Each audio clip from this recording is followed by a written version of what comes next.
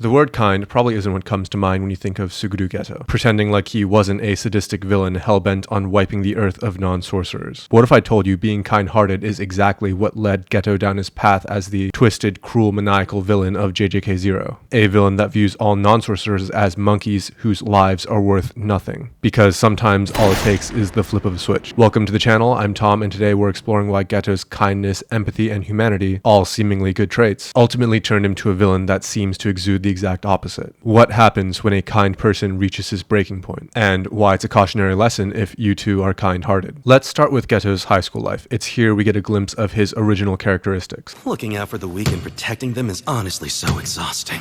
Survival of the weakest, that's the proper shape of a proper society. The weak help each other and discourage strength. Listen, Satoru. Jujutsu exists to protect non-jujutsu sorcerers.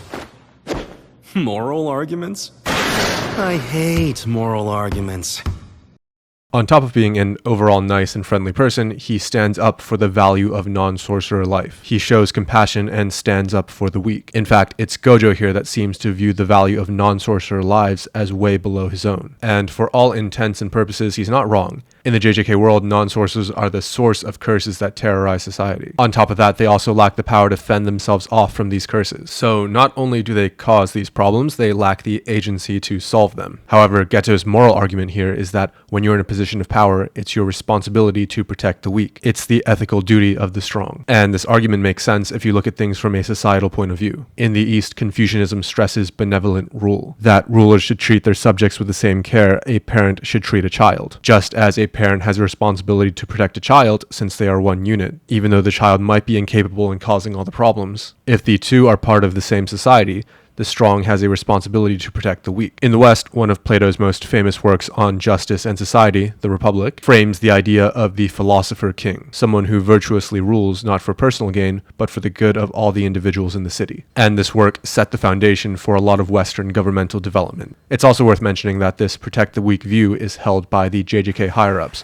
who are non-sorcerers, they're bureaucrats and the rich. They want to cast the identity of the strong as a shield and sword for the weak. All of this is in contrast to Gojo's more egocentric way of viewing the world. He thinks only of himself. He's the strongest, so why protect the weak? He's not considerate. He doesn't take into account the bigger picture. At this point in Gojo's life, he almost sees protecting the weak as an annoying chore his parents assigned him. Nonetheless, Gojo and Geto, being deemed as the strongest sorcerers in Japan, serve their ethical duty protecting non-sorcerers from curses. And while Geto truly grapples with the meaning behind this responsibility, Gojo interfaces with the ideal on a much more surface level. But it works. That is until a switch is flipped by none other than a being without cursed energy.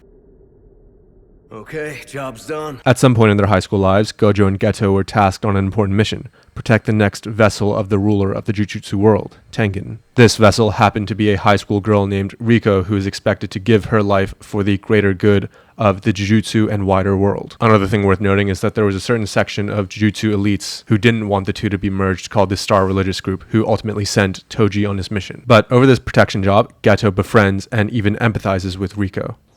She won't be able to see her friends, family, or anyone who's precious to her ever again. Let her do what she wants. Riko doesn't have any family left.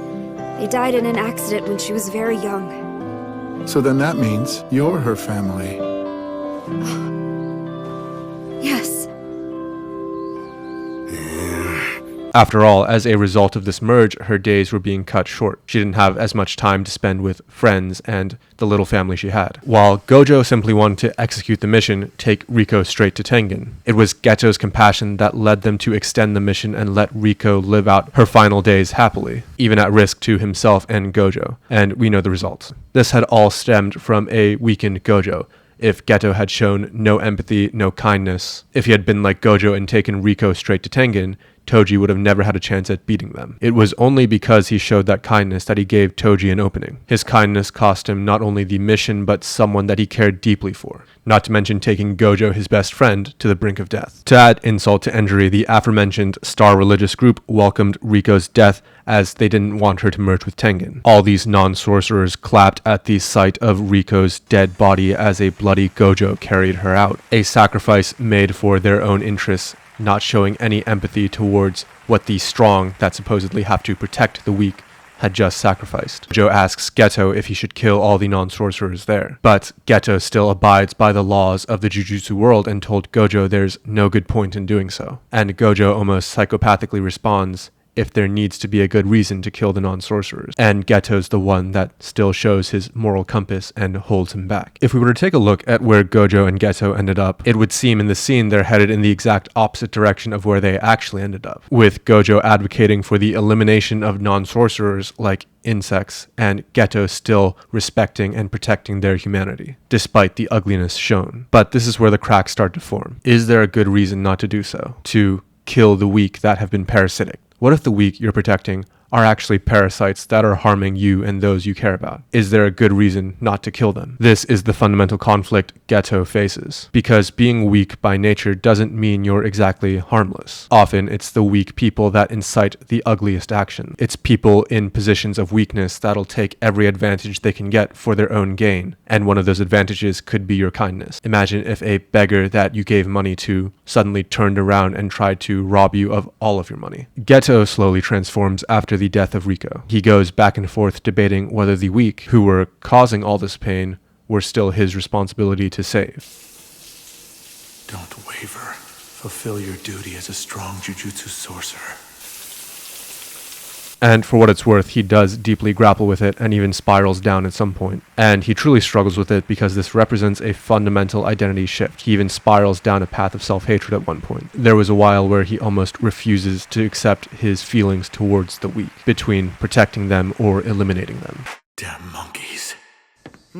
Another one of my favorite anime, Tokyo Ghoul, has a good quote on this. Sometimes to protect one thing, you have to let go of another. Geto realized he wasn't strong enough to protect everybody he cared about. The sacrifices and losses he was taking, Riko, another fellow sorcerer, Haibara, all this collateral damage was lost in name of protecting the weak, who he had been directly exposed to the ugliness of. So Geto has a simple solution: care about less people. Geto finally decides to pick a side and ruthlessly choose what kind of society he cares about. And that society for him was only sorcerers, even eliminating his non-sorcerer parents. And in a way, Geto was still kind, he just closed the circle on who he was kind toward. After all, you might deem yourself as a kind person, but do you ever think of the ant and the ant's family when you step on a bug outside? He chose this path part as a limitation in strength, part as disillusionment to who he was protecting. And as a villain, he actively dehumanizes non-sorcerers into his famous monkeys. But he's still kind to those in his circle, and we certainly get glimpses of that as well. The rest of the story tells itself. When you're kind and care about too many, you'll face values conflicts. For example, if you had to rush to save a friend, but you did care about stepping on ants because you didn't want to hurt, or you want to be kind to their bug family,